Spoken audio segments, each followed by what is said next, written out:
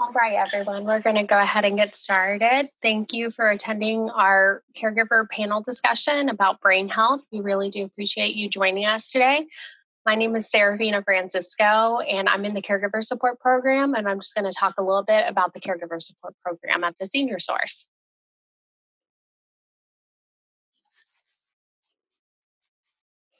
So at the Senior Source, what the Caregiver Support Program does, we provide information and connect resources in the community for caregivers to help them out with their caregiving journey. That could be connecting with different programs, transportation resources, Meals on Wheels, different things to help out to make your caregiving journey a lot easier and more friendly for, whatever you're needing to do. As well as we have educational seminars and trainings such as this, the one that we're hosting today. We also have our Caregiving with Confidence, and we're doing more panel discussions. Our next one actually is August 12th. It's about caregiving through COVID, and I hope you're interested in that. We can send you more information about that after this. And then we have our Dementia Live training as well, which is a really great tool if you're a caregiver with someone with dementia. That is a great way to get just a general gist of what your loved one's going through. It's a simulation, so you just know what kind of things that they're kind of going through. It's such an amazing thing. We highly suggest if you're a caregiver with someone with dementia, this is a great training tool. And then we have multiple caregiver support groups throughout the month. We have about 3 different groups that are multiple times throughout the month, and one of them Spanish speaking too. So if that is something of interest, let us know after this event. And those are really helpful for caregivers so they can ask different questions with other caregivers that might be going through similar situations as yourself. And you can get guidance, and it really becomes such a big support system through your caregiving journey. And then supportive counseling and guidance. That's another thing. I'm a caregiver support specialist. Terry's also on the line too. She's a caregiver support specialist, and she's bilingual. So if you speak Spanish, definitely reach out to her. And then Shannon Gore is the one everyone's been emailing to register for this event. And she's our director of the caregiver support program. And all of our contact information will be at the end. Before we get started, I just wanted to let you know we're going to have a panel discussion at the end with a poll. And so while the speakers are talking, you can submit questions in the chat box. It's usually at the bottom right, or when we do the panel discussion part, if you're on the phone, we can try to see if we can simulate some questions if you're on the phone. So thank you again for attending this seminar. We're going to go ahead and get started with our first speaker, which is Audette from the Center of Brain Health. I'm going to stop sharing my screen so she can. Thank you, Audette. Yes, take me just a moment here. All right. Well, thanks so much for the invitation to be here. I'm really glad to speak with you about tips to boost your brain function. It's something that we're very passionate about at the Center for Brain Health, and I'm really looking forward to the discussion today. But I did want to take a minute just to introduce the Center for Brain Health to some of you who may not be familiar with who we are.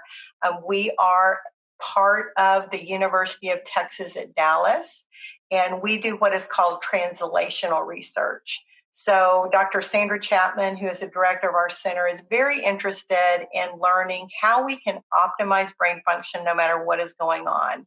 So this is in healthy aging, but it's also in for people with memory complaints and even Alzheimer's disease and other dementias.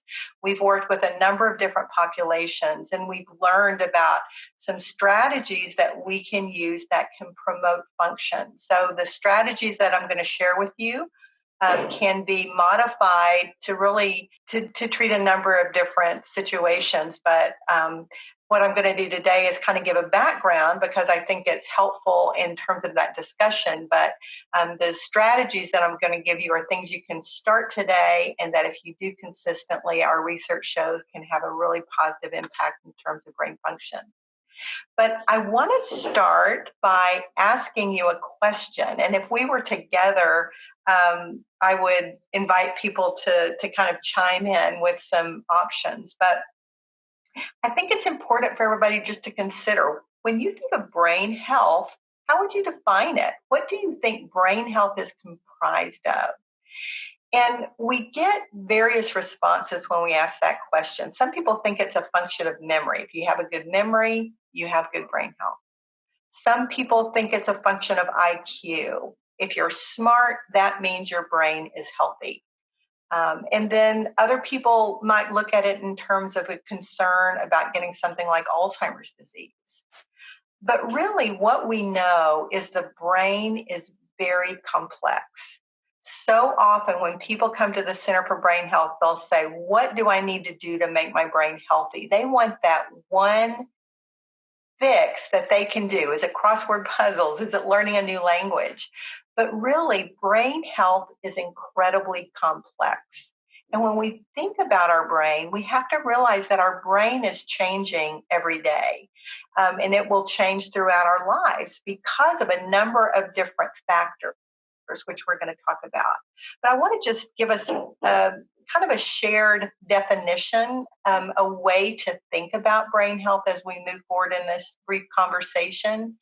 And it may be a different definition than maybe you had thought of in the past, but that is that brain health is making the most of the brain's ability to thrive in life. We need to step back and put the brain back in that overall picture of health and realize that there are many things that impact or cause the brain to misfire, but there are also many things that we can do to keep it healthy and robust and kind of promote performance. And that's what we really want to talk about today. And so now what I would like to do is to just using this wheel that you see, it may look like a lot of information, but we'll kind of walk through it and I think it will make sense. But this is what we call our brain health wheel. And the purpose of the wheel is just to illustrate that there are many different things that can impact our brain's ability to function. And let's just start by looking at the very center of this wheel, kind of that donut hole where it says brain biology, because this is really the basics. So this is that space between our ears, that organ that sits within our skull. And in there we have neurons. So those are brain cells. And anytime we learn something new, we make a new connection. When we practice that connection gets stronger.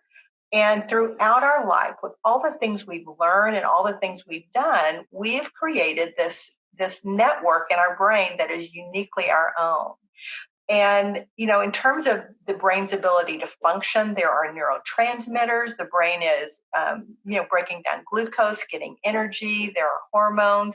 There's this balance of activity going on in the brain that helps keep it healthy and functioning. And then outside of that, and all the things on the wheels going out are impacting the health of the brain and how the brain is functioning. And so that next circle, it says sleep and stress. And we know that sleep and stress are very foundational in terms of brain function. And, we can do things in any of these things. We can get better at any of these areas, but we know that all these factors that we're talking about, they can either enhance or impede how our brain is working. So it's important to realize that there is this balance. But in terms of sleep, we all know that if we don't sleep well the next day, we're not functioning as well. Our attention is lower. And most of us, I think, realize that when we sleep, our brain is consolidating information.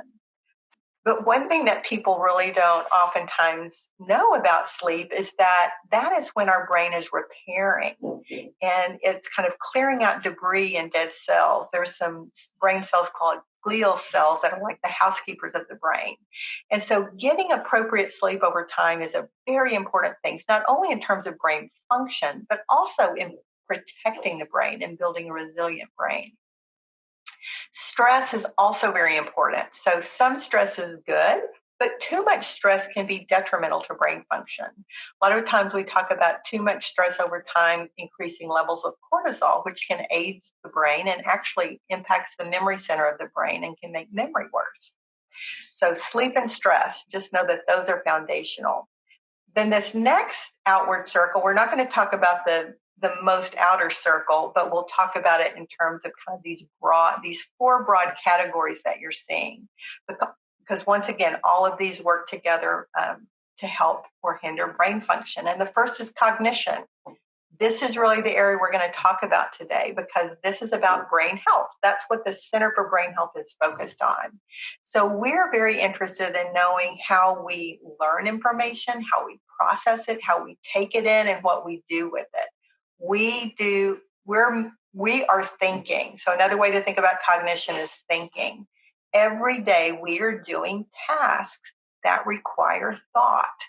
And so cognition is critically important in terms of the brain that we've built, but also maintaining function as we go forward.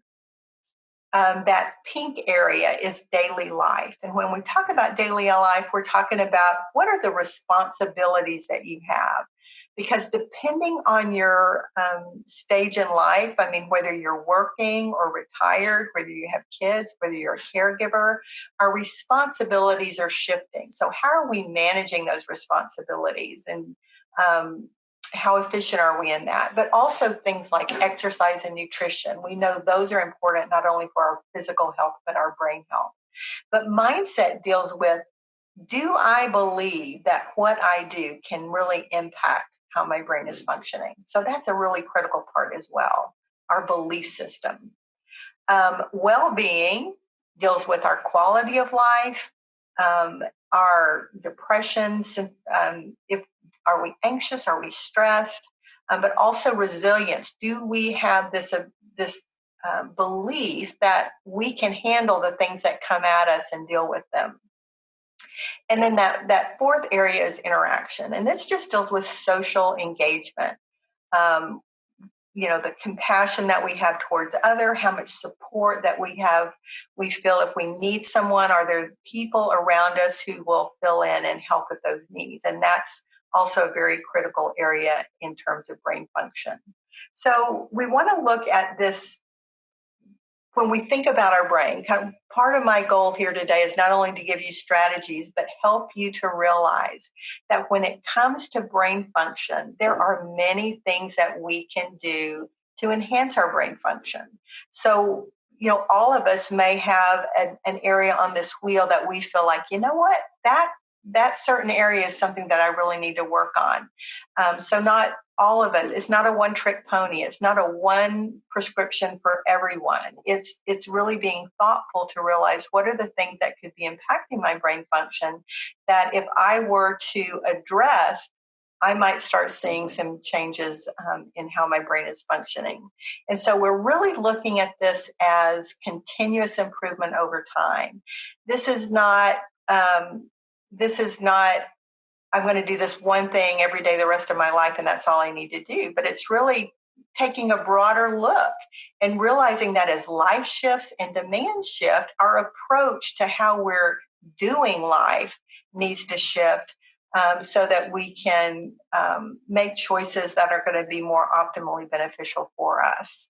And so the strategies that I'm going to share with you are things like, once again, that you could implement today and make a difference. So I'm going to talk about the strategies, and then I will give you an example, so hopefully it can all come together.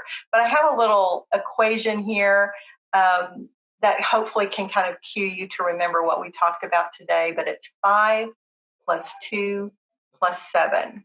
And we're going to take those one at a time. And the first area is 5. And for 5, we're really talking about having a calm brain. And, people can have a different impression on what this means to them. But I think most people, if they're working and have a busy life, maybe caregiving, having kids, this can be a challenge. And we can find ourselves just going full speed ahead all day and never taking a break. And we know that stress makes everything harder. So finding ways to practice bringing calm into our life and giving our brain just a small break so it can recharge can be very helpful. And we break this down, what we call is practice 5 by 5. So that just means just take 5 minutes, 5 times a day when you take a break. And a break doesn't mean watching television. A break is like getting up and just not actively doing anything. It may be deep breathing, maybe you just go outside and just feel the wind on your face, doing something that calms you down. But creating that practice can be very powerful. Because I think sometimes we don't realize the level of stress that we're under. And especially during COVID, I was talking to somebody yesterday and they said, typically they just hard charge through the day. And then by 6 o'clock, they're just exhausted.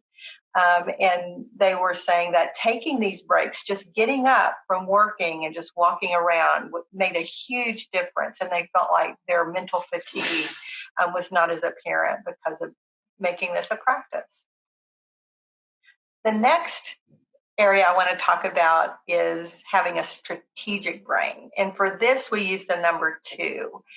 And the way we describe it is by elephants. And this comes from a quote by T. Boone Pickens. He said, "If you're out hunting elephants, don't go chasing rabbits."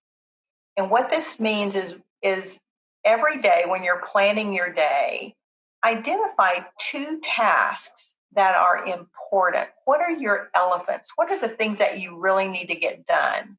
And the other criteria is it needs to require some level of deeper thinking, so higher order thinking. So there's some things that are important that you're going to do anyway. You're going to cook dinner or go to the store, grocery shop. But this is really something that requires higher order thinking, because the task here is every day we want you to do something that challenges your brain.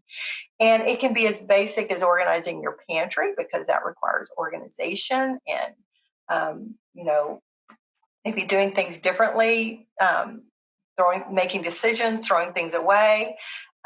Or it can be as high level as maybe having an appointment with an attorney. But the key is every day to identify 2 tasks that require thinking that will push you forward in some way. And then 7, this is the final part, and this is the creative brain. And I would say that many times people, the older we get, we feel like we get on autopilot. We've done the same thing so many years, we don't have to think about it as much.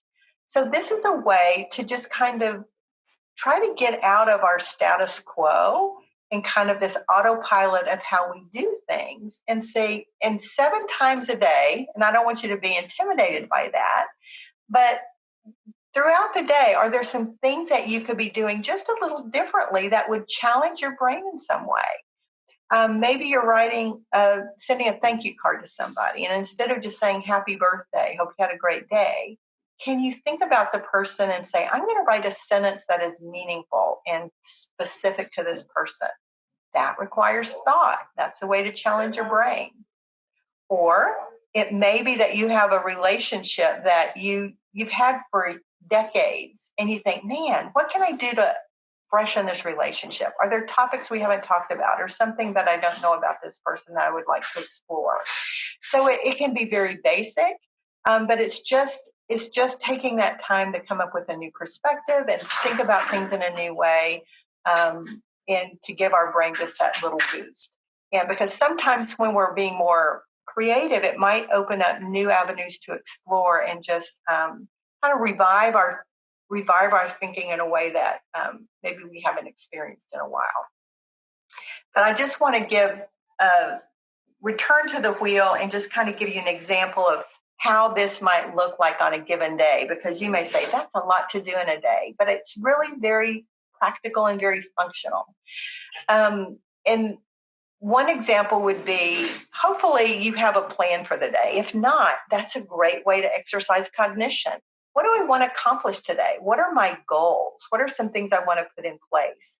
So if you say, okay, I'm going to give this a try, I'm going to make a list of all the things that, or at least a list of 5 things I could do to promote my own brain health.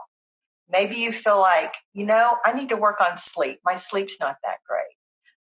Or, I really am not using my brain like I want. I want to join a book club. Or maybe I'm going to be a little more intentional about if you do a Bible study or a quiet time in the morning. But find things, come up with 5 things you could do that could promote brain function. And then maybe identify one or two that you want to focus on, and we'll make those your elephants. And then every day, come up with a plan for what you could do to push that forward. So if it's sleep, I want to promote sleep. Maybe you say, okay, well, what are the things I need to do? I need to educate myself. I want to understand why sleep is important. I want to talk to my doctor, see if maybe I have sleep apnea. Is there a side effect of medication that could be involving this? What are some things that I could do to optimize my sleep at home? What are some habits I need to create? And so you just kind of brainstorming, and that brainstorming, that you can put that under the area of innovation up there. That is a way to exercise your brain.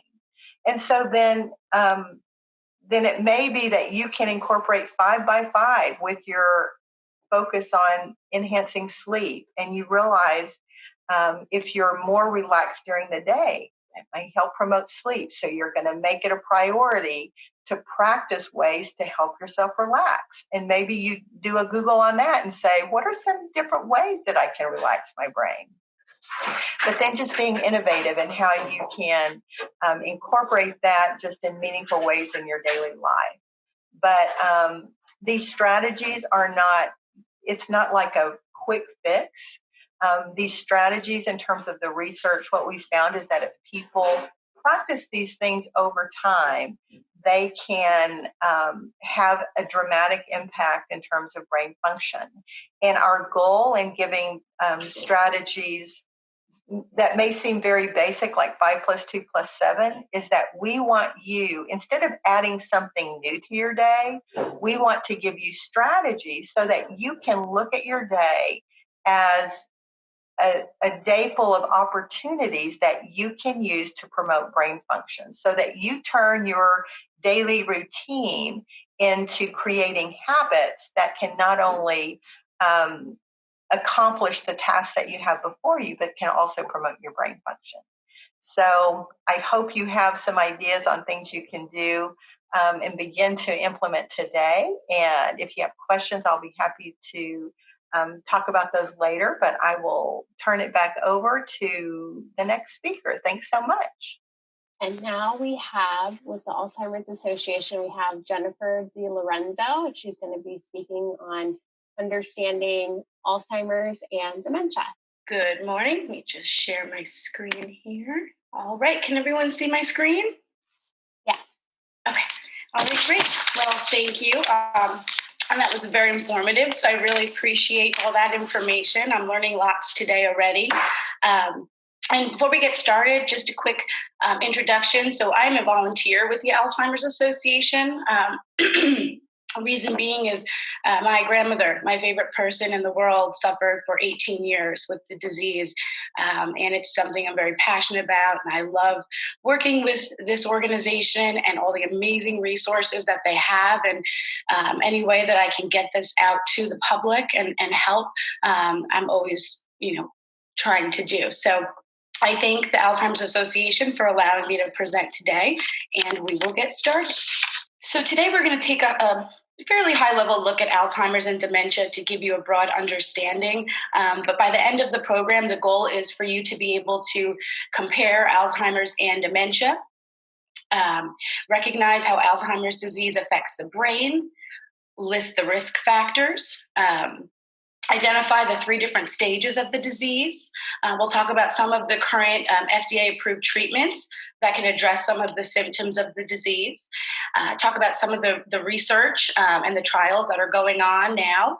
And then we'll go through some of those amazing resources that are available through the Alzheimer's Association. So first, I want to talk a little bit about the impact of Alzheimer's on the population. Now, this is a global crisis. I'm sure more of you are hearing. I'm sure you are hearing more and more, whether it's in your personal life, on the news, about Alzheimer's. So we're going to take a look again at that impact in the United States. Now, normally, if we were in person, I would, pose this question and have everyone raise their hands. But since we're virtual, we'll just kind of, you can virtually raise your hand if you'd like. So the first question I ask is, how many Americans are currently living with this disease? And I'm sure many of you assume it's one of those higher numbers. But the correct answer 5.7 million Americans are living with Alzheimer's disease. Now, this is projected to be 14 million by 2050. And keep in mind, this is only in the United States. So those numbers are pretty tremendous. The next question I'd like to ask, how many unpaid caregivers do you think there are in the United States? And this is one that I was blown away. 16.1 million Americans are providing unpaid care for people with Alzheimer's or other dementia. That equates to 18.4 billion hours. And if you, quantify that care, it's up to $232 billion. And this affects people in so many ways, having to go into work late, take time off, quit their jobs. It truly takes a large toll on the whole care team as well as that loved one. So let's get into some of the facts. I'm going to play a short video.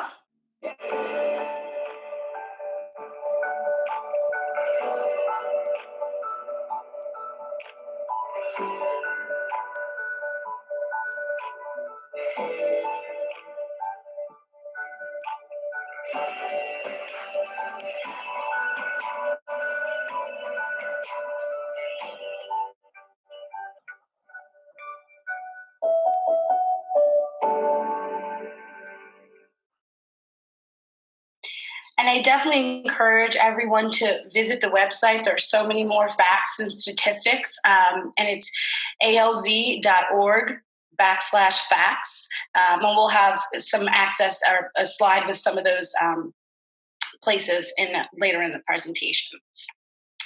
So you may hear Alzheimer's, dementia used interchangeably. While they are related, they are different. So now we're going to talk a little bit about Alzheimer's and dementia and how they are related. First, we're going to test your knowledge. So you can virtually, again, raise your hand. Alzheimer's is a normal part of the aging process. I think everyone would agree. False. Now, while it is a brain disease that causes those problems of memory, thinking, behavior, it is not a normal part of aging. It's more than memory loss. It's a progressive and ultimately fatal disease that kills nerve cells and tissues in the brain. And this is what affects one's ability to remember, think, plan, and ultimately function in any of their activities of daily living. People younger than age 65 can get Alzheimer's. Now, my grandmother was diagnosed at 65, and we thought that was young. So when I saw the answer to this question, I was also pretty shocked. Right now, there's approximately 200,000 Americans under age 65 living with earlier onset or younger onset Alzheimer's. And there's even been cases where they're developing the diseases in their 40s and 50s. I've actually heard there's been some in their 30s as early as that. So it definitely can impact quite a widespread population. Now we're going to hear from one of our experts, Dr. Schneider, and she's going to talk a little bit about how Alzheimer's and dementia are related. Dementia is the umbrella term for an individual's changes in memory, thinking, or reasoning. There are many possible causes of dementia, and Alzheimer's is the most common cause. Other causes of dementia are vascular dementia, which is marked by changes in the blood flow in the blood vessels in the brain. Dementia with Lewy bodies, identified by specific brain changes throughout the brain that include the buildup of a protein known as alpha-synuclein. And frontal temporal dementia, which is marked by brain cell loss in the front sections of the brain, or the frontal lobe. Each type of dementia may have distinct characteristics to cause specific behaviors in the individual.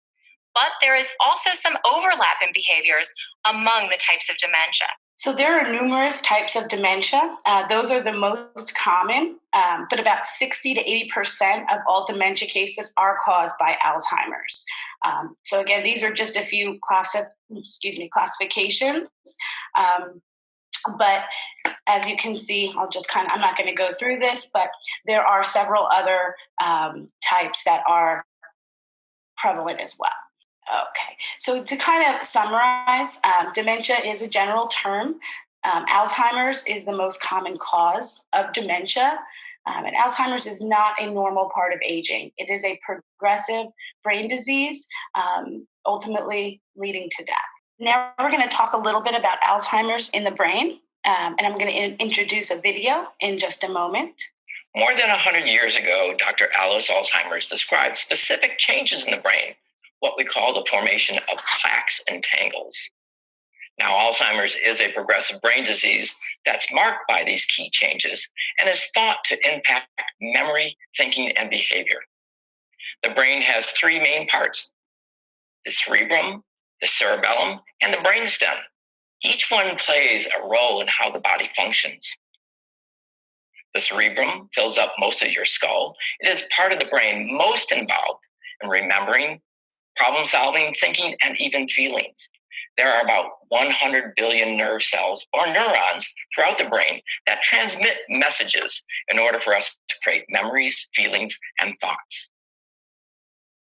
Alzheimer's disease causes nerve cells to die, which leads to the brain tissue loss, or what we call shrinkage, and causes loss of function and communication between cells. These changes can cause the symptoms of Alzheimer's disease, such as memory loss, problems with thinking, planning, behavioral issues, and even at the end stages, problems with swallowing. So just to recap, describing the brain as the formation of the changes in the brain as the formation of plaques and tangles, causing those nerve cells to die, shrinking the brain, causing those changes in memory, thinking, executive functioning, behavior, again, activities of daily living. Now I want to talk a little bit about risk factors, and this is where the research and all the trials that the Alzheimer's Association is doing is just so important to kind of learn more about these. What is the greatest known risk factor for Alzheimer's disease? I assume is going to select age. Now, while this is not a normal part of aging, it is the greatest risk factor because after age 65, the risk doubles every 5 years. And then 32% of people age 85 or older have Alzheimer's. So it's not direct cause, but it does have, age does have an impact in the likelihood. I'm going to play a video from one of our experts. Alzheimer's disease is marked by specific brain changes that result in the clinical changes in individual experiences, that is, changes in memory, thinking, or reasoning. And ultimately, Alzheimer's is fatal. The exact cause for these changes is unknown, but there are some hints as to what may contribute to an individual's risk. Age is the greatest known risk factor for Alzheimer's. And when we look at populations of people, we see an increased risk over the age of 65. However, Alzheimer's is not normal aging. Family history is also a known risk factor. Research has shown that those who have a parent or a sibling with Alzheimer's are more likely to develop the disease, and that risk increases if more than one family member has Alzheimer's. When we talk about the genes involved in Alzheimer's, there are two categories that could potentially be involved: risk genes and deterministic genes. Risk genes increases an individual's risk for developing the disease, but does not guarantee that they will develop Alzheimer's. Deterministic genes, which are rare for Alzheimer's, guarantee that the person will develop the disease.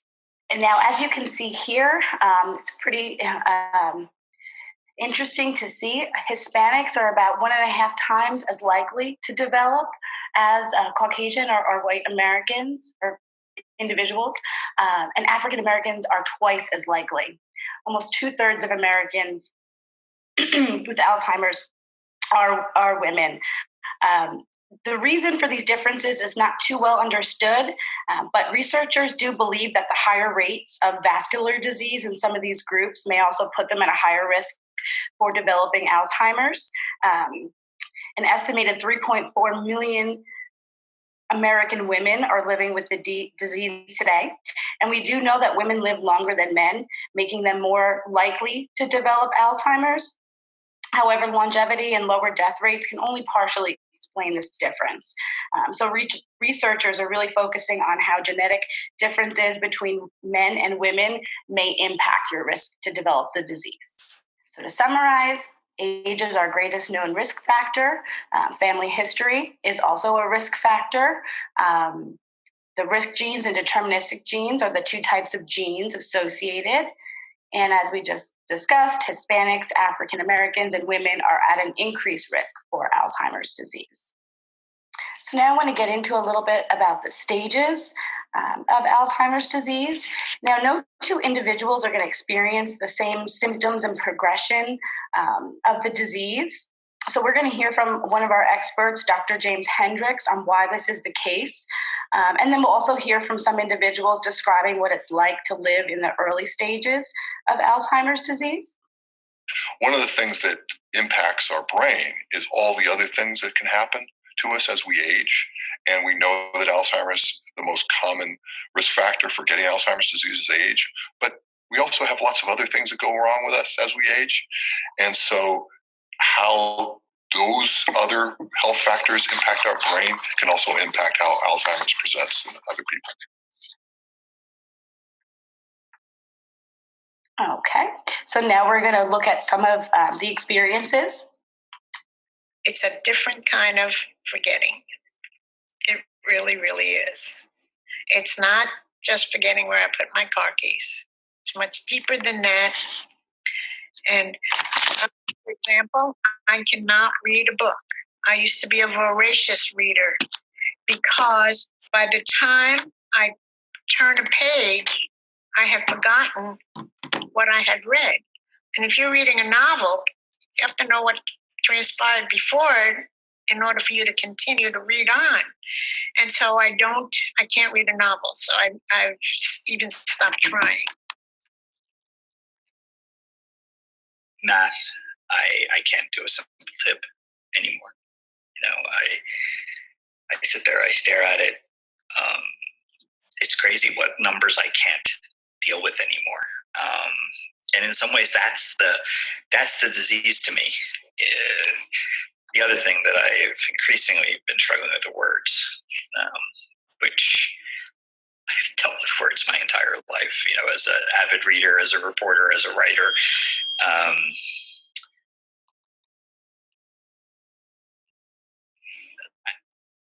I struggle with them now. And in the interest of time, I'm just going to keep going. And if we do have more time at the end, but I think I'm pretty close to my mark, so I'm gonna move ahead. One thing I did want to mention, though, on that last slide. So on average, we found that a person with Alzheimer's lives 4 to 8 years after diagnosis, but can live as long as 20 years, depending on other factors. For example, my grandmother lived 18 years. She was extremely healthy physically. So she was one of those rare cases. Alzheimer's affects everyone differently. As a result, it's difficult to place a person in a specific stage of the disease. However, there are 3 general stages that are commonly referred to as early, middle, and late stage Alzheimer's. In a medical context, you may hear these stages referred to as mild, moderate, and severe. In the early stage of Alzheimer's, an individual may be able to function independently. However, they may start noticing more frequent memory lapses. Friends and family may also begin to notice difficulties in the person, and a healthcare provider may be able to detect problems in memory or concentration by conducting a detailed medical interview. Middle stage Alzheimer's is typically the longest stage and can last for many years. Damage to the brain cells can make it difficult to express thoughts and perform routine tasks, and this can lead to increased feelings of frustration and anger. In the final stage of the disease, an individual loses the ability to hold a conversation, control their movements, or respond to the environment around them. Cognitive skills, that is, their memory, thinking, and reasoning skills, continue to decline, and this can lead to personality changes and need for round-the-clock care. So as mentioned, these are general stages, and everyone has a different experience. So some people may, you can't put one person in specifically per se into one stage. They may have overlapping symptoms of different stages, but this is just to kind of give you an idea of the general progression of the disease.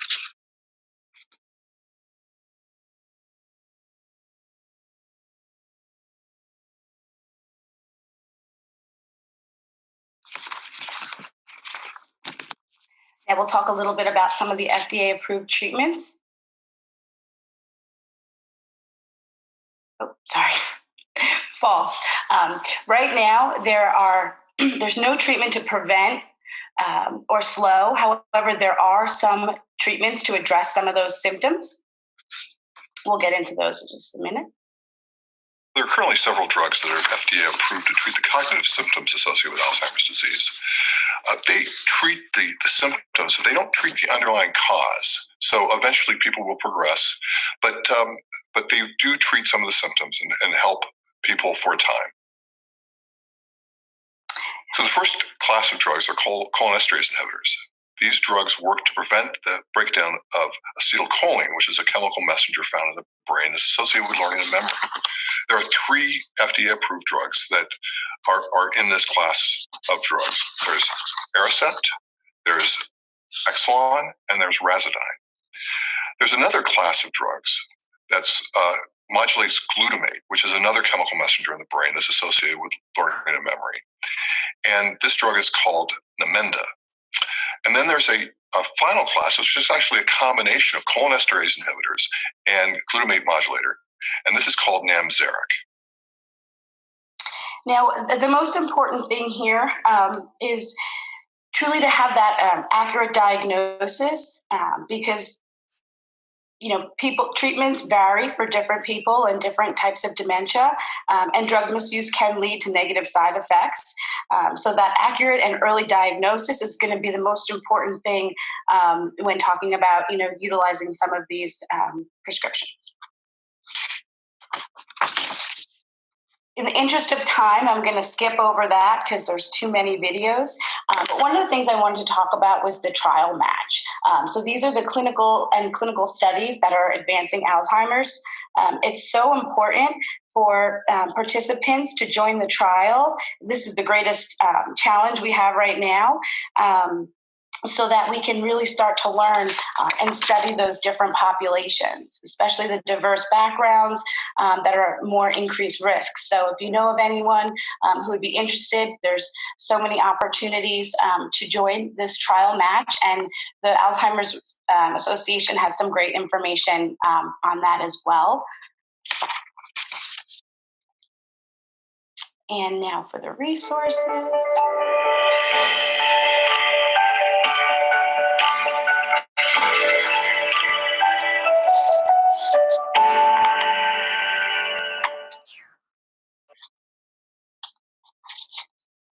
Their mission is to eliminate Alzheimer's disease through the advancement of research, to provide enhanced care and support for all those affected, and to reduce the risk of dementia through the promotion of brain health. Our vision is a world without Alzheimer's disease. These are the resources I just wanted to pull up. So this helpline is available 24/7, anytime. It gives you access to great support, professionals that can answer very expansive questions, highly trained and knowledgeable staff, and they have help in more than 200 languages. And then we have our website. It's usually the first stop for people that are looking into getting some research. And then you can take a look at some of the local resources. It's called our Community Finder, and there's long-term care communities, community-based services, local association offices, support groups. Great place to go to find where you can get involved in your area. And that concludes the presentation. I'm just going to leave this last slide. I thought there was a slide, but one of the other things I wanted to mention is there's a lot of opportunity as I volunteer with the association as a community educator and advocate with that trial or participating in a walk. So definitely, if that's something you're interested in, reach out to the association or visit their website and see how you can get involved. Thank you everyone for your time, and I'll pass it off to the next person. Thank you, Jennifer, so much. And then we have Dr. Belen will be next. And before Dr. Belen starts, please feel free to ask questions in the chat and in the question and answer function as well. We'll receive them either way. And we'll go ahead and get started with Dr. Belen. Thank you. Hello. Thank you for having me. Let me push this start slide button. was here 2 seconds ago. There it is. All right. Well, thank you for having me, and thanks for staying so active during all this coronavirus stay-at-home time. I think it's really neat to see everybody coming together and still being able to support our community. And I'm glad to help. I'm a neuropsychologist. My name's Katrina Belen. And I work in private practice with a colleague of mine, Dr. David Lerner. And we see a lot of individuals with brain injuries and dementia.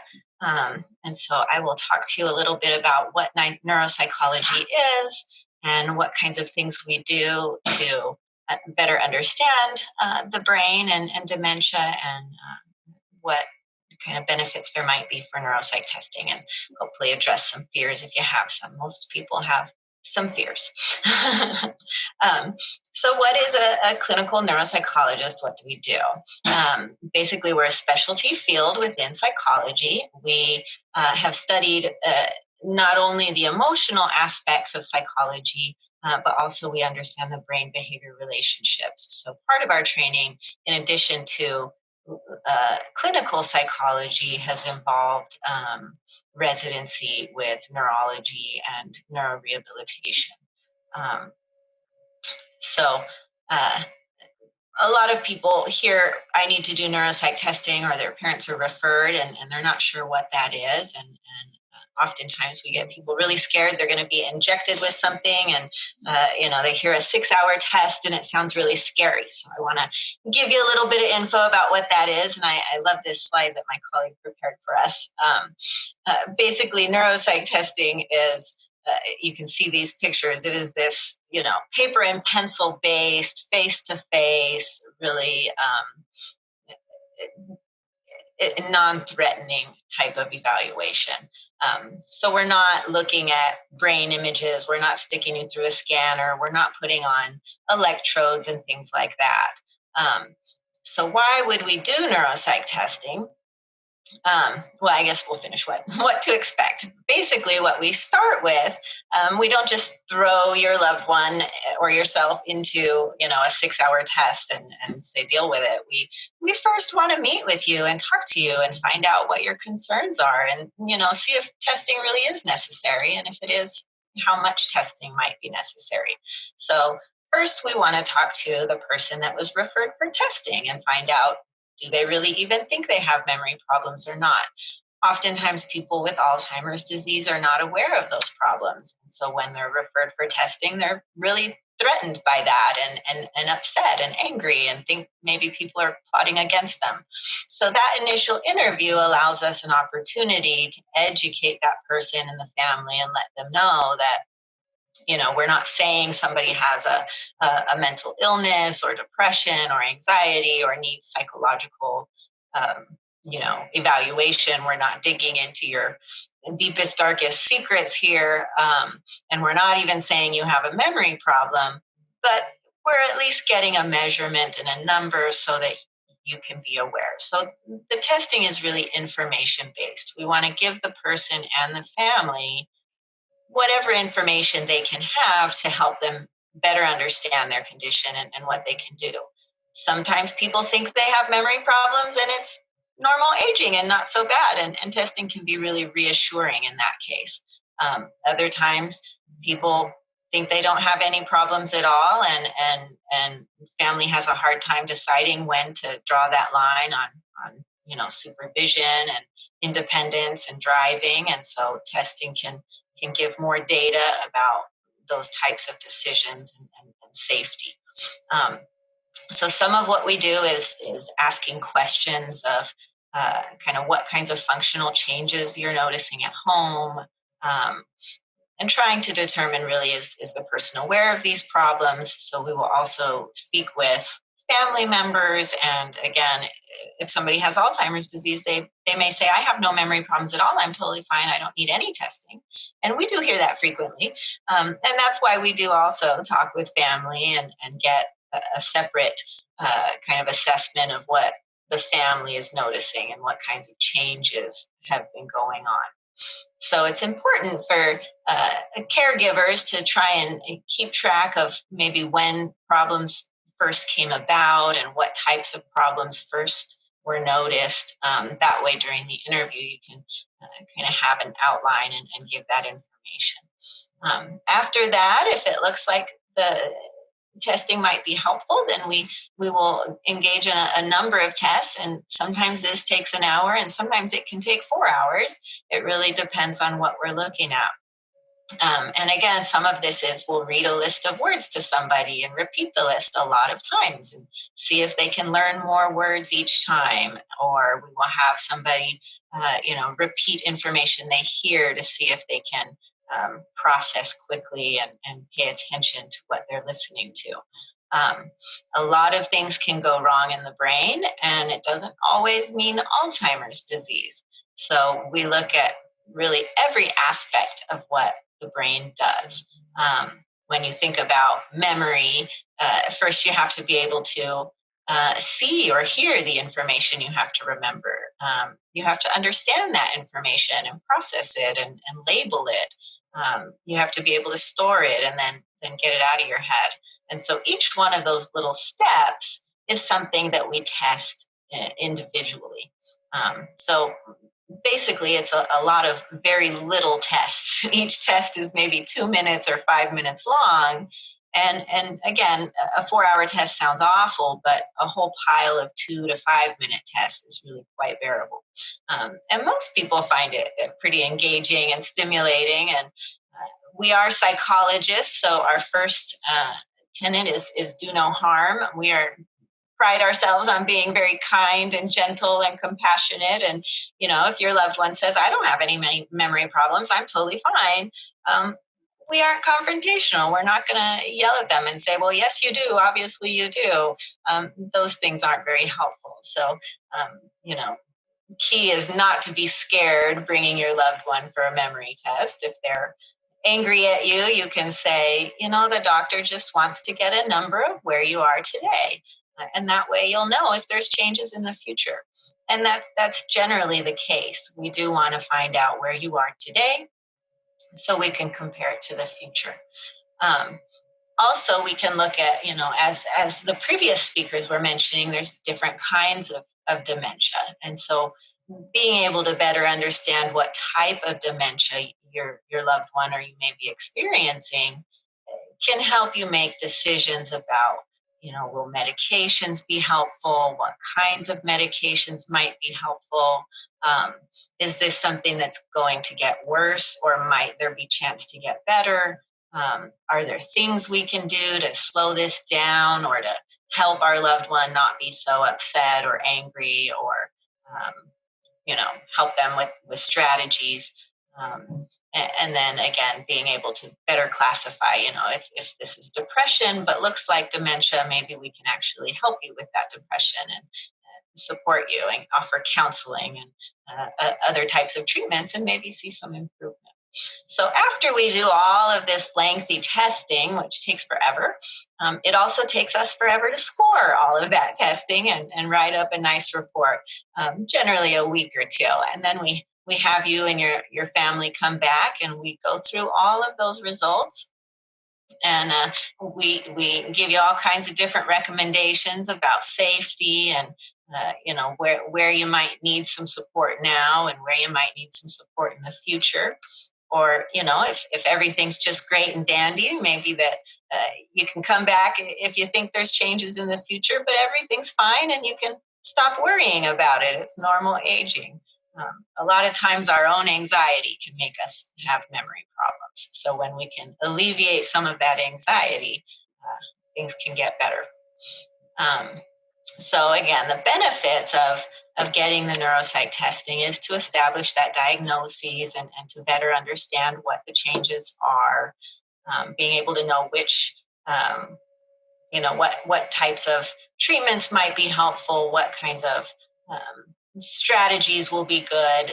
Even when we have dementia, we still have, or Alzheimer's or whatever kind of dementia we end up with, people still have a lot of really good strengths. And as family, sometimes it's hard to understand, where are they able to do things well and where are they not able to? Where can I trust this person to?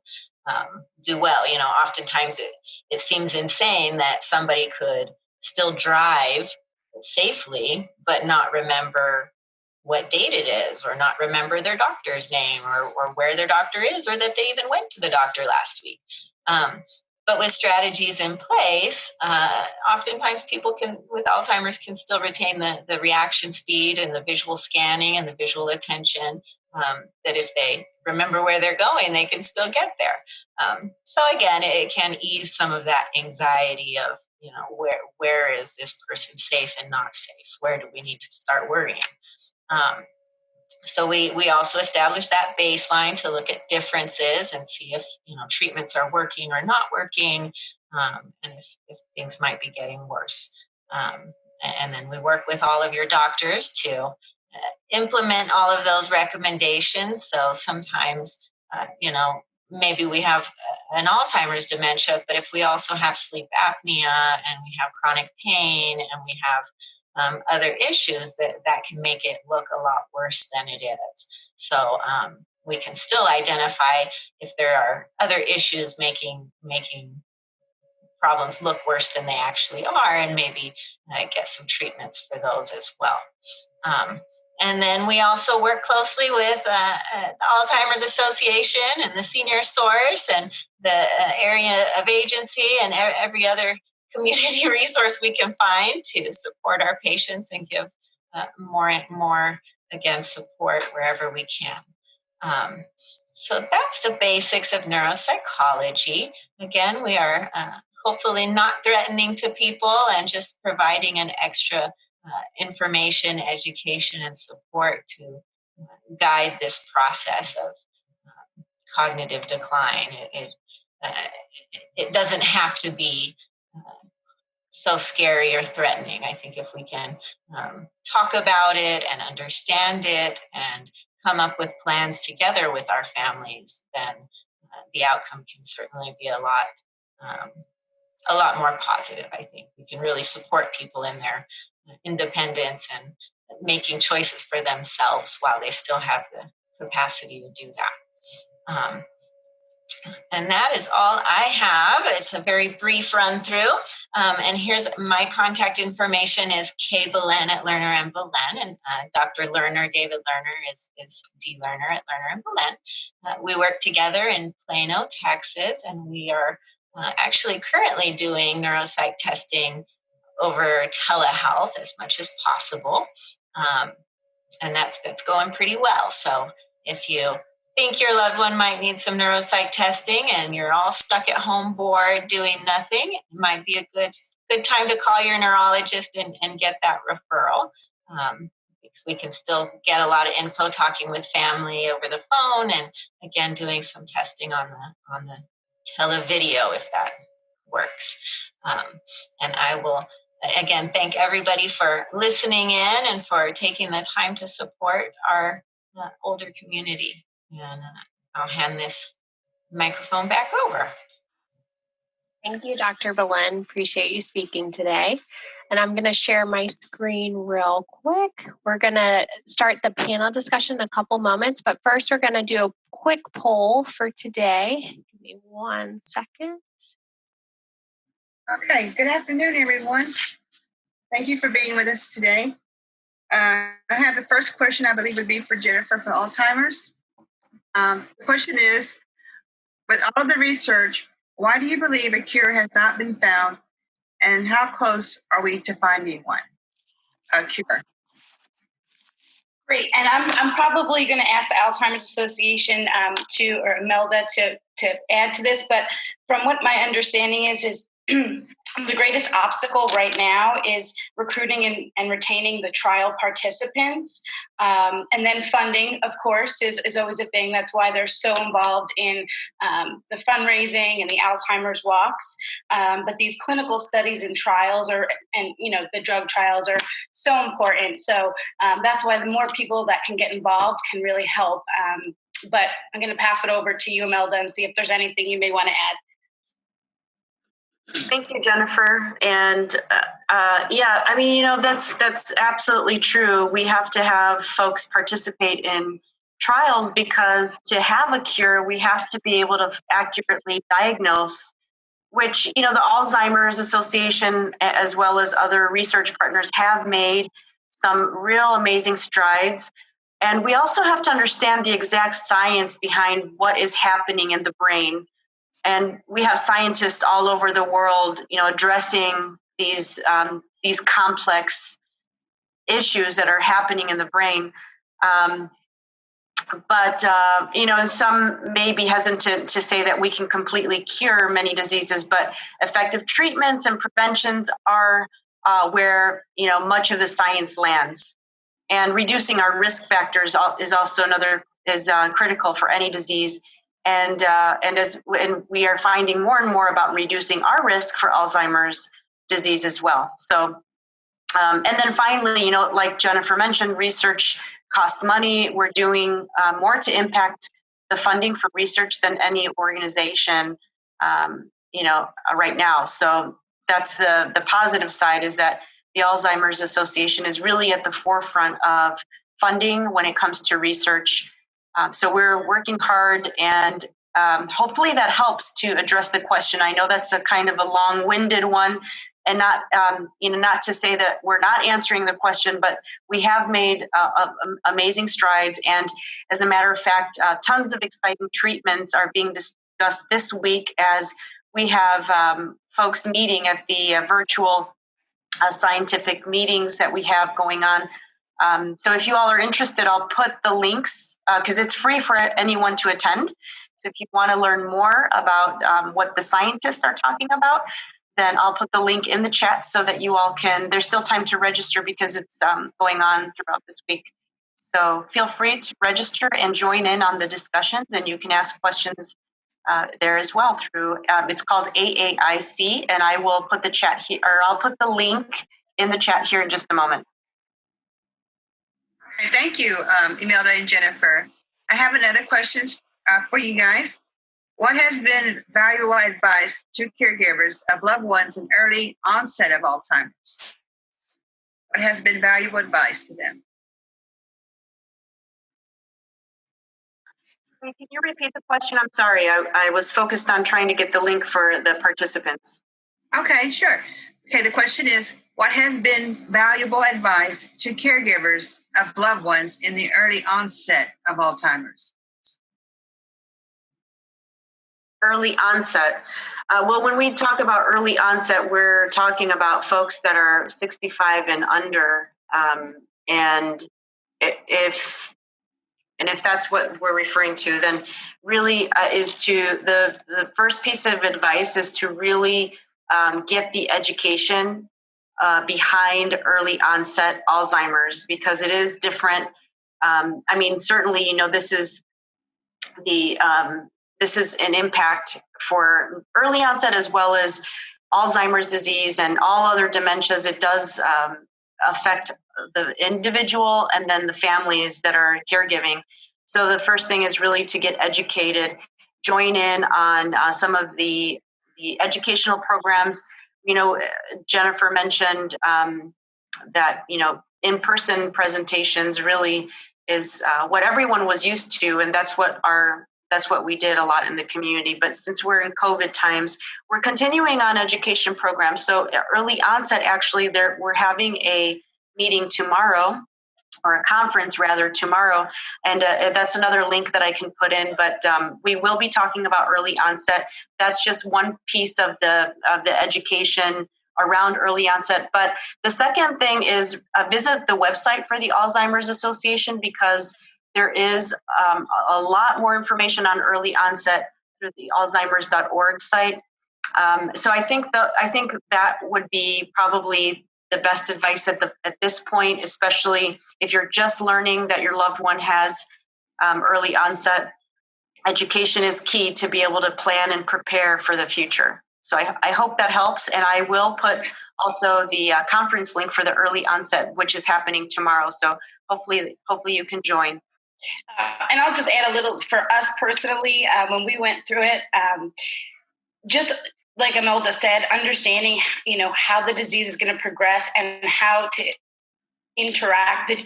basically they can't change, the way the loved ones are. So we're the ones that are going to have to adjust our approach and the way we interact with them to give them the best quality of life. And that's one thing that, we didn't realize early on was, kind of how the ways. So definitely the research from the Alzheimer's Association. And then normally we do support groups at senior centers, Frisco Senior Center, Allen Senior Center. Those are all being done virtually, but that's also a great way to kind of get to know other people that are going through it, get some resources and some support and kind of tools to prepare as you move forward. Can I add something to that too, Terry? Yes, please do. I mean, I totally support everything they said. Education is so important and support. One of the things we also do at the Center for Brain Health, I have something called the Discovery Group. And we work with people those early years after a diagnosis, because we know when you're getting a diagnosis, it's so overwhelming. It's like you're going to get to a neuropsychologist or to get testing because things are hard that used to be easy. And people are so focused on those things that are going away, and they lose sight of those things that they can still do. And so in those early stages, I think it's so important to communicate to families that, yes, things are challenging. There's a reality to this diagnosis, but let's not borrow trouble and live in the future. Let's continue to live life and engage in those things that are so important to you. Our program really is based on research. It's a strength-based approach. It's a complement. We partner with the Alzheimer's Association. But our research shows that by keeping people engaged at an appropriate level, by giving them an opportunity to meet in a group of their peers with a diagnosis so they can talk about those issues and other issues of interest, it has been shown to help quality of life. It reduces depression and apathy, and it can also help slow the rate of change that happens over time. So there are a number of incredible resources in the Dallas area. So I think one message too is to try to get people connected as early as possible. I just think that's so critical, especially for people in the early stage. Thank you, Aldette. Dr. Belen, did you want to have an input for this question? Oh, I was preparing for the next one. Oh, okay. So the next question, what are good ways for caregivers to prepare when worsening of their loved one condition? Yeah. So if I can answer that one, or contribute to the answer anyway. I often think the best way to prepare is to spend time with the loved one. Because really you want to get to know them and what are their likes and dislikes and what are they still able to do, what is their level. So it's not as easy as, popping in, I get test results and now I set these things up and leave. I think really it is a matter of spending time with that person and getting to know them and meeting them at their level, right? And beyond that, encouraging everybody in the family to spend time with that person, because could be one day you're not the primary caregiver or you can't be available that day and you need somebody to step in. And if there's a few people who really know your loved one and who really know their routine and how they like things done, it's a lot easier to swap caregivers in and out, right? If your mom likes her egg this way, you can't write a list of every single little detail that your loved one likes and how they like it. But you can, again, sharing time with them and encouraging other people to spend time with them and get to know their likes and dislikes. That way they can provide really good support going forward when the person can't really say what they want or why they're upset. I think also to prepare is being aware of that daily routine and schedule. So oftentimes we think, we're going to have limited time with our loved one. Let's go on vacation with them. Let's take them here and there and do all these wonderful things. And there's a time for that, and it's in the very early stages. But as we move on, it's a lot harder for somebody with cognitive problems to be changing where they go to sleep and where they brush their teeth and where they eat their food and who they're doing that with. It can be really off-putting, even for somebody without dementia who's just older and has a lot of fatigue. So really working to set a structure with your loved one and knowing, this is wake up time, this is go to bed time, this is meds time, these are the TV shows we watch every day, and really setting that routine in place so that, again, other people can just step in and keep carrying it out. And generally, the more structure and routine we have, people can keep carrying that out in habits and patterns over time, and the decline isn't nearly as noticeable. We notice that people who are really rigid and structured in their routines just naturally every day have woken up at 7 a.m. and taken a run and drank their coffee and watched this show and then done their meds. People who've done that every single day, we're really surprised often when we test them and they say, yeah, I'm independent with everything. I still live by myself. I cook my food. I take my meds. I don't have any problems. And their memory is really, really bad. And it's shocking that they are still able to maintain that level of independence. But time and again, we see it that people who have that structure can maintain that independence much longer. So I really encourage people to get to know their loved ones and help them support that structure. I think that's the best we can do to prepare. And I'll pass it to other people too for that one. Okay, anybody want to contribute? Okay, we'll go ahead and go the next one for Dr. Belen. What types of food or supplements or vitamins can help to slow the onset of Alzheimer's? It's a good question. I think overall, we really want to be healthy and make sure we have, all of the vitamins that our body needs. Everybody absorbs vitamins differently and has different levels in their system. So I think really working with the doctor and getting that lab work regularly done to see if there are low levels of certain vitamins and making sure those get boosted up. Typically, the vitamins associated with memory are vitamin D and the B vitamins, so folic acid and B12. So definitely boosting those up. Some people have found that turmeric is good for reducing inflammation and pain and other things that can contribute to problems. And then the CoQ10 is another common one that people use.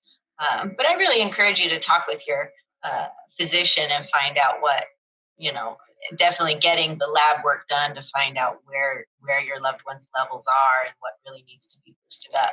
Generally, a good multivitamin is always recommended. All right. Thank you, Dr. Belen.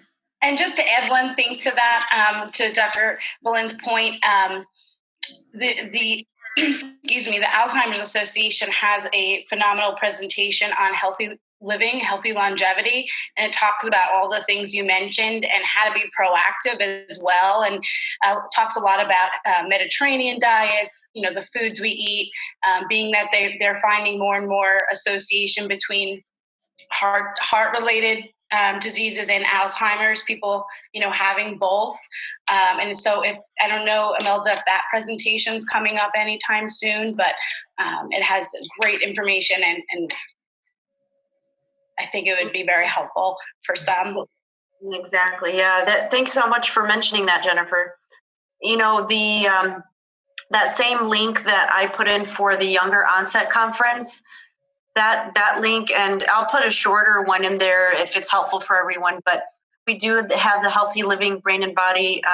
That's coming. We have education presentations on a weekly basis, so we're scheduling them as we're going forward and moving into August. So I'll put the short link, and if you all are interested in that, you can find it through that short link for finding educational presentations. So thanks for mentioning that. Thank you, Imelda. The next question is for Ms. Audette for brain health. When do you recommend working on brain health? The first part of that again? When do you recommend working on brain health? It's really up to the person. Our thought is rather than adding something new to your day, it's coming up with a way that you approach your life and realizing I'm the CEO of my life. Everything that, every day we're faced with problems. We're faced with opportunities to process information. And so it's really about targeting some of the things that, that we just touched on today that can be beneficial for brain performance, because it's if you're going to think deeply, I would say pick a time when you can work uninterrupted on something if you have something that really requires thought. But beyond that, it's really realizing that by optimizing sleep, by reducing stress, by throughout the day realizing, I just need to take a break and that'll refresh my brain. When you read something, if you just take a moment to process it and say, what's the big picture here? What did I learn? What do I want to remember? So I really think, more than trying to think there's this one certain thing I need to do at a certain time of the day for a certain amount of time, how can we make this part of who we are? Let's be curious. Let's there's no one specific prescription for helping our brain. I think the main thing is to realize that there are many things that we can do. And I totally agree with Dr. Belen. Sometimes routines are really important. And so if there are certain times in the day that there are certain activities that you just want to go deep in, definitely do that. But I think being creative in that process is also important. Okay, thank you. And so the next question, you've already touched base on this, but maybe just to recap. So how to incorporate brain health from day to day, and how long on average? I'm sorry, I'm having an AC unit put in and there's some drilling. Can you repeat that? Okay. How long to incorporate brain health from day to day, and how long on average? How long to incorporate, like how much time to spend every day on your brain? Yes. Mm-hmm. I think that's what it means. Yeah, I would say everyone is different. So rather than me making a prescription on something, so I'm a speech language pathologist by training, and so our focus, our perspective at Center for Brain Health when we're talking about brain function, and I'd be interested on what Dr. Belen's comments on these are as well. But if we can create a habit, let's make what we're doing for our brain fun. Let's just realize that we can be curious. And it may be saying, okay, every week I'm going to do something new, something I haven't done before. I'm going to research something I've never thought of before. I've always been interested in the wine country. What can I learn about it? So it's being curious. It's really just it's not something we need to add to our life. It's something we need to incorporate into what we're already doing. And I know we could get rigid and say, do a certain amount. I would say if you can set that challenge for yourself, because sometimes paying attention may be hard for people. So that's why you need to choose something that's interesting for you. And I would just say, go deeply in those things that you love. Thank you. Dr. Belen, did you want to chime in on this one? Sure. Yeah, I agree completely. It's really more a matter of finding things that you love to do and doing that a lot. The worst thing you want to do is set yourself in front of a computer and say, I'm going to do these brain exercises for 10 minutes a day, even though I hate them. Because really the emotional distress you're causing yourself is going to do more damage than the good you're doing memorizing whatever computer game or getting better at that computer game. But if you love computer games, then do that a lot. Find a new computer game, enjoy something new. But definitely find those things that you already love and enjoy and are inspired by, and just see how you can expand that and explore that and have fun doing that. The more we enjoy what we're doing and we do things that are fun, the more we're going to do them. And really quantity is important, right? So if, again, 10 minutes at the computer frustrated and mad, not going to help you so much. But, an hour talking to your grandson because you're really excited to hear about, him starting school online, that's going to help your brain a lot, because you're going to be engaged and interested and excited. And that's where we see the most brain health, really, and brain growth is in those combinations of associating happy things with brain stimulation. that's the goal. Thank you, Dr. Belen. So this next question kind of fits in right in with what we're talking about, because the question is, are there different exercises to work on different parts of the brain? Because I know I've heard like right side, left side, and then things like that. So are there different exercises we can do to, generate our brain to better help build it? Definitely there are, every part of our brain is responsible, not every part, but most parts of our brain are responsible for specific functions. And I think that's why we see just individual differences, right? Some of us are really good drivers. Some of us are not so great drivers. Some of us are really great at puzzles and love them. And some of us could hate to do a 25-piece puzzle. And so again, recognizing that we all have those individual differences. I think being able to identify a variety of things will mean that you're hitting a variety of areas of your brain.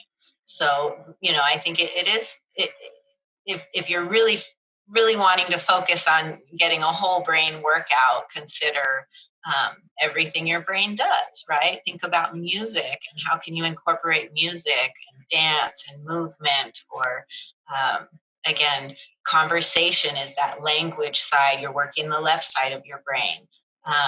Dance is really a whole brain activity. More of those puzzles and visual activities, visual memory is that right side of the brain. But in truth, we don't find that the brain works in isolation that way. So we think we can, do a lot of puzzles and we're going to get better at driving, but that doesn't necessarily work. Driving requires lots of skills, attention and speed and the ability to move your head quickly and your eyes to work and see properly. So again, being sure to just, when you're doing an activity, do that activity, be intentional with it. Don't be distracted. And pretty much every brain exercise you will find will incorporate aspects of your entire brain. So I wouldn't worry too much about, I'm going to do, language, and I'm going to do visual, and I'm going to do this and that and the other. Having a variety of things is And I'll add one thing just about a project that's going on at Center for Brain Health called the Brain Health Project. And that wheel that I used to describe, we actually have a research project that, we're onboarding people in stages, but if you want information on it, you can go to centerforbrainhealth.org. And part of that is taking what we call a brain health index. So we're doing questionnaires and some different testing on those different parts of the wheel. And so we kind of get this profile of function. And then we can make recommendations on, hey, this might be an area that would be helpful for you to focus on. Here's some ways that you can do it. And then having an opportunity to come back and just kind of see, how are you doing? And you can kind of set your own goals, because sometimes it is kind of hard to think through everything. And this is maybe an objective way to kind of go through that, kind of target some things, and then meet with somebody to help come up with a plan. But the whole purpose is, once again, to kind of educate people on all those parts of the brain or all those aspects of life that if we focus on can have an impact on brain function. And our goal is, let's do as many positive things and limit the negative things. So part of that in terms of choosing things, so often it's like, what do I do? And maybe it's like, well, maybe there's some things that I need to kind of do less, So it's really finding that balance, and everyone's unique in that. But I love the fact that there's so much focus now, not just on what to do after the brain has something wrong and things are misfiring, but what can we do before things happen to build a resilient brain and to do things to help our brain function at its optimal capacity. But yeah, if you want information on the project, go to centerforbrainhealth.org. You can sign up for emails and get information. There's no cost to participate in the project. And if you're interested in that sort of thing, it might be something that would be of interest to you. Thank you so much, Odette and Dr. Belen. The next question is for Alzheimer's Association. And the question is, when is the best time to take the car keys away from my loved one if they're experiencing memory issues?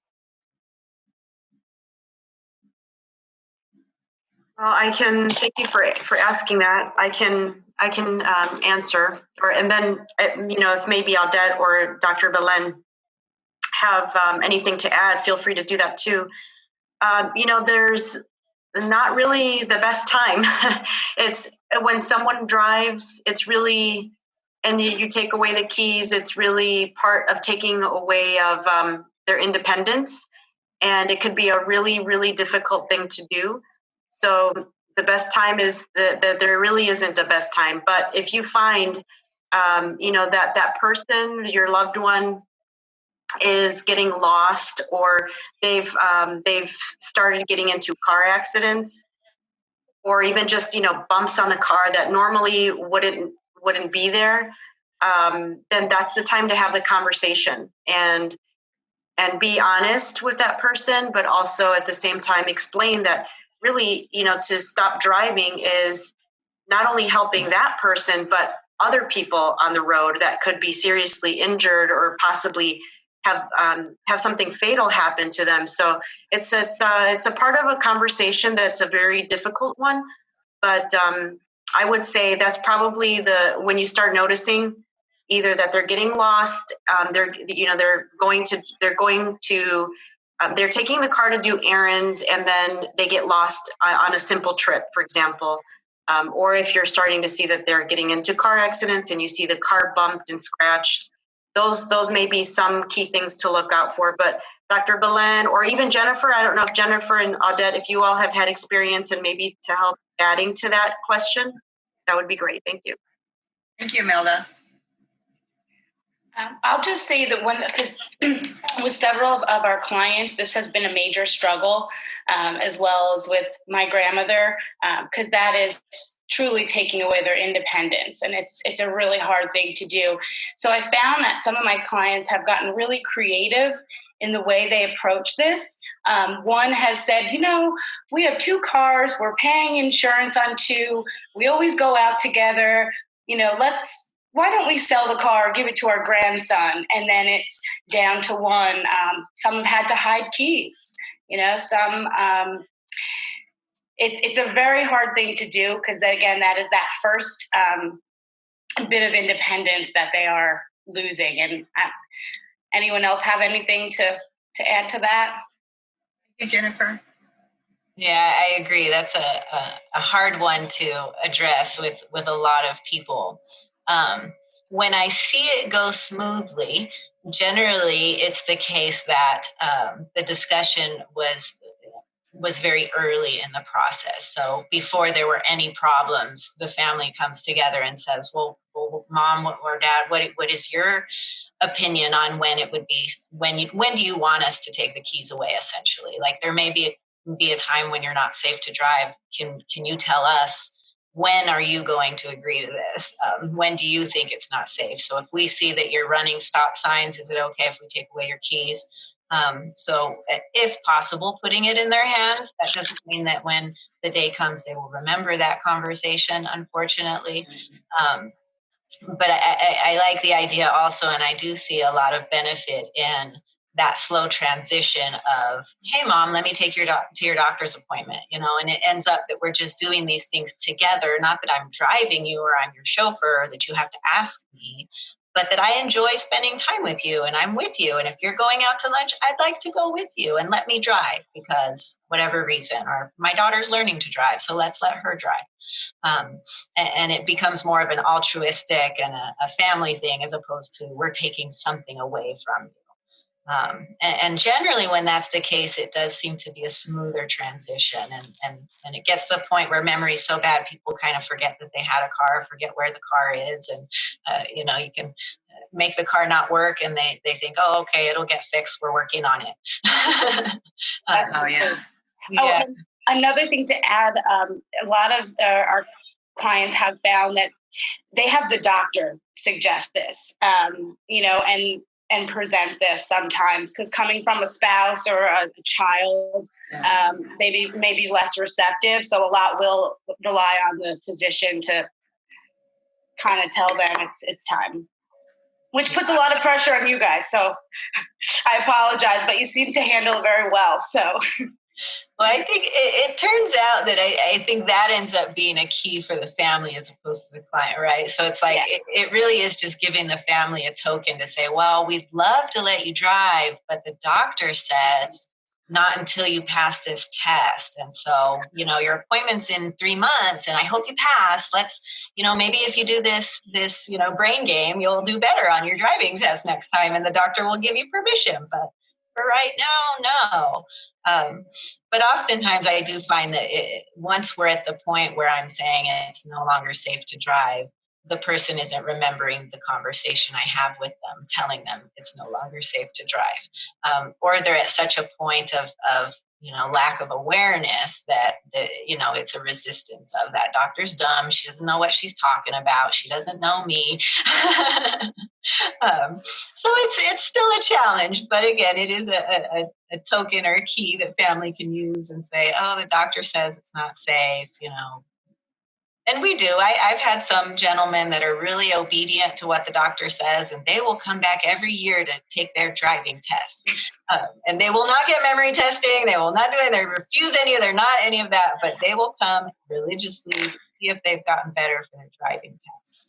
And at least, again, they have movement forward. They have hope of, maybe I will be able to drive. I am going to work on this. I am going to, work on my attention and meditation. And some of those people do listen and do meditation and exercises, and that benefits them in the end. Thank you, Dr. Belen. This next question, too, is for Alzheimer's, and maybe you too, Dr. Belen or Ms. Audette. So my loved one has Alzheimer's and is combative aggressive. Is this normal where they weren't this way before? Yes, unfortunately, that can be often the case. A lot of times the combativeness is some of it can be avoided in the way that we set up our environment and the way we interact. So, we really have to step back and say, where is this person? Where do they think they are? And how can I meet them there? Because oftentimes a person can become combative because, I just took a shower. Why are you telling me to take a shower? Why are you telling me what to do? You're wrong. And instead of confronting the person and saying, no, you just took a shower, or you haven't taken one in 3 days and blah, blah, blah, you have to say, oh yeah, that's right. Sometimes we do have to be a little manipulative and say, yeah, you did take a shower. That's right. Okay. And then, 30 minutes later, they might have forgotten that. And you can try again and say, Mom, do you want this towel or this towel for your shower? And see if she will pick a towel and go take a shower on her own. But it really is a matter of when we get that combativeness, stepping back, not engaging, allowing for the person to become distracted and to forget about that upsetting moment or whatever that trigger was. You may never figure it out. But there's no benefit to continuing the argument or proving your point. It really is much easier to help them prove their point and help them understand that you see their point as valid and real, and you're offering a solution. Because once they feel listened to and heard, and that you're really, in line with them, you're a pair with them as opposed to a caregiver or fighting them or telling them what to do, it can really help reduce that combativeness. Also, if I can add to that, look for, the aggression is really caused, it can be caused by many factors, but it can include physical discomfort too. So if the person with Alzheimer's is aggressive or combative, maybe try to consider what could be contributing to the change in their behavior. Because as the disease progresses and it worsens, they have a hard time communicating. So they may actually be experiencing physical pain, or they could be tired because of inadequate rest or sleep, or hungry and thirsty. Even medications can make folks aggressive and combative. So look out for physical discomfortness as well. That's a really good point. And I'll add UTIs to that as a common culprit for changes in cognition. Dr. Belen, I have one last question for you because we're kind of running out of time, but I do want to ask you this. Is getting a neuropsychologically testing better than an MRI scan for a diagnosis of dementia? And I probably didn't say the neuro part right, but I'm sure you know what I meant. Sorry. Yeah, so the MRI can't diagnose Alzheimer's or many other dementias. The MRI is really just to help rule out other factors. So oftentimes the neurologist will request the MRI just to make sure, maybe there's a tumor growing, or maybe there's been a stroke that nobody was aware of, or maybe there's chronic lack of oxygen and blood flow to other parts of the brain. And so they're really ruling out other reasons why somebody might have memory loss. But Alzheimer's memory loss does not always show up on an MRI, especially in the early stages. It really takes quite a while for it to become obvious on an MRI. And generally at that point, again, it's so obvious that the MRI doesn't add much to it. So the neuropsych testing is really a detailed way for you to gauge where the cognitive changes are occurring and what level and what types, and can really be much more informative as far as what treatments going forward can be helpful. Okay, thank you. That's very informative. Okay, at this time, I'm going to go ahead and switch back over to our host, Serafina. Thank you, Terry. We just want to thank everyone for coming and attending today. If you have any additional questions, I know we are running out of time. You're more than welcome to email any three of us. Shannon Gore is the director of the Caregiver Support Program. That's her contact information. And then my contact information is under hers. And then Terry's at the end as well. And she's bilingual caregiver specialist. So you're more than welcome to email any of us. And there's all of our contact information. And we can get you in contact with any of the speakers if you have additional questions. We really do appreciate y'all coming out today. And if you have also, just a reminder, we do have that other educational event August 12th about caregiving through COVID. So if you want that information as well too, feel free to shoot an email to any of us. Thank you again for attending and have a great day.